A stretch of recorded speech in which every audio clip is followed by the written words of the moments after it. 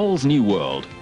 Chef Cookers and Impala Kitchens present another edition of The Magic Pan with your host, Scott Williams.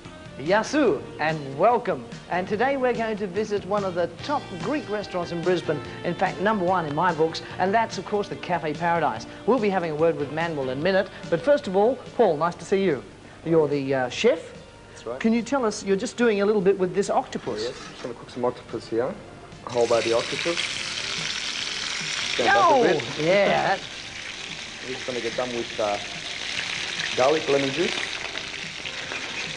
A bit of garlic in there. Yeah, sure is. And some lemon. And some fresh lemon. And if you've just tuned in, that's going to go right there.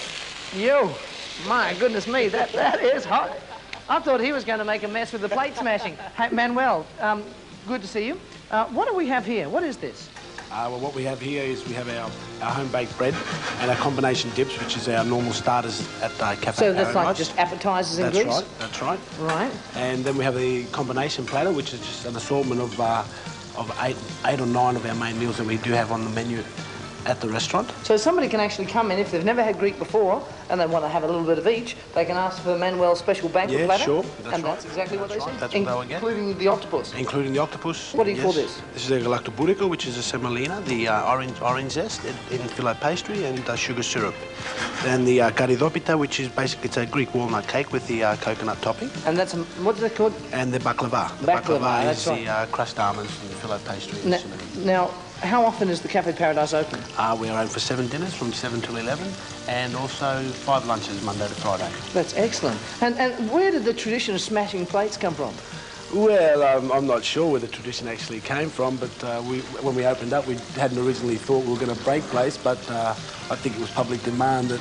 And you smash over 1,000 plates a week? Yes, we certainly do. And you support some Vincent de Paul and all of those very well? Yes, and the Salvos. Well, that's great. Can you give me an example of how to smash plates? Yes, certainly. I'm looking forward to it. What do you do? I better move these out of the way, because, would you mind? Because I'm going to be trying those later. There, you can try those as well. Do I get some? Well, there you take those there. I'll take those there. You take those there, you grab one from the top, you hold one there. Do you cut yourself? You maybe. Oh, maybe. Thanks a lot. But you hold them like through there. Yeah. Okay. Yeah.